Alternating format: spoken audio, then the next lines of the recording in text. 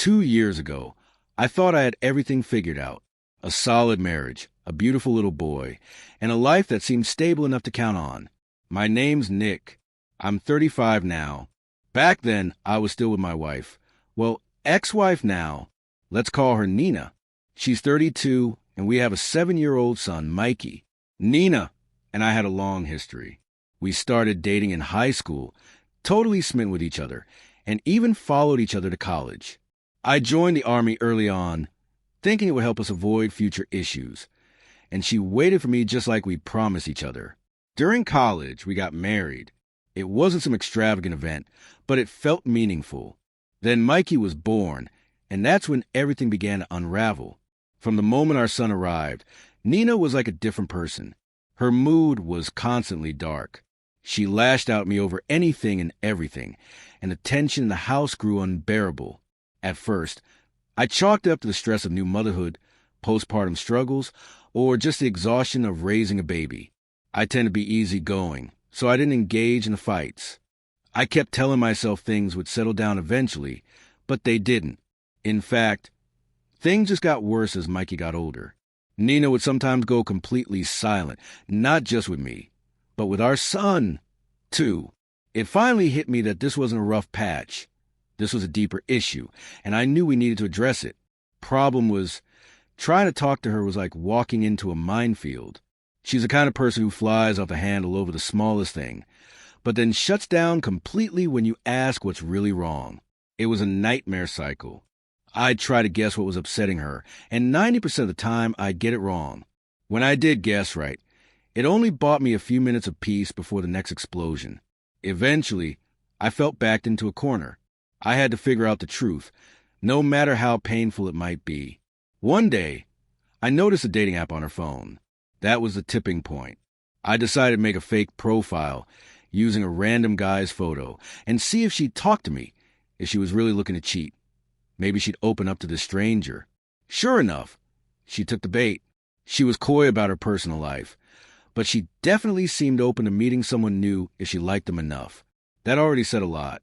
She was emotionally and maybe even physically ready to cheat, just not dumb enough to spill everything to a random guy online. That gave me a new idea.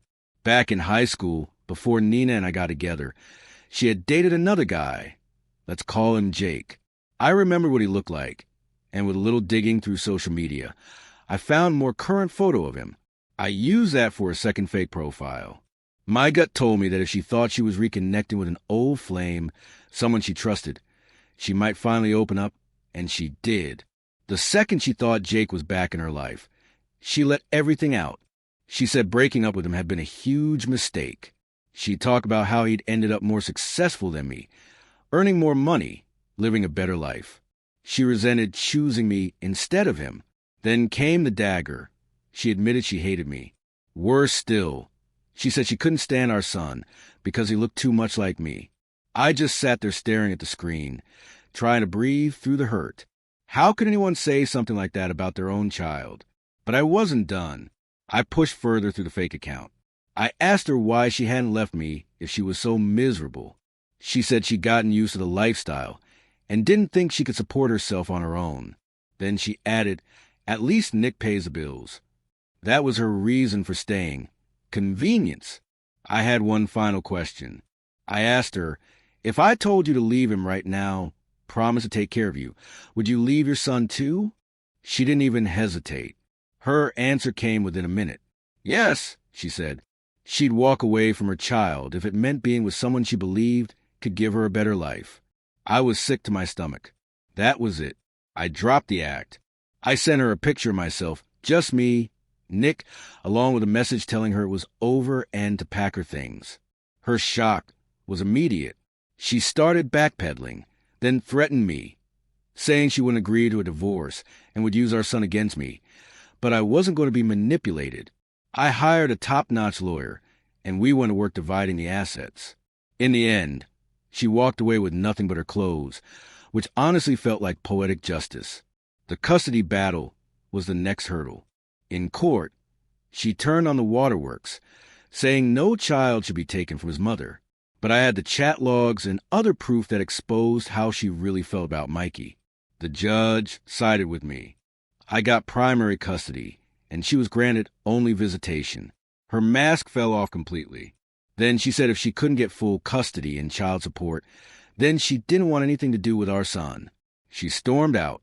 Even the judge commented that he'd rarely felt more confident in a decision. I kept Mikey out of the worst of it. He was just a kid, too young to deal with that kind of emotional mess. I told him a version of the truth that he could handle, just enough so he wouldn't be confused or hear some twisted version from someone else. He eventually asked me if I was going to find him a new mom one day. I told him I hadn't really thought about dating again yet. For about 6 months, I focused completely on being a good father. Then one day at the playground, I met someone, a single mom. I wasn't expecting anything serious, but my son connected with her right away, and that gave me the confidence to open up a little. Things progressed slowly.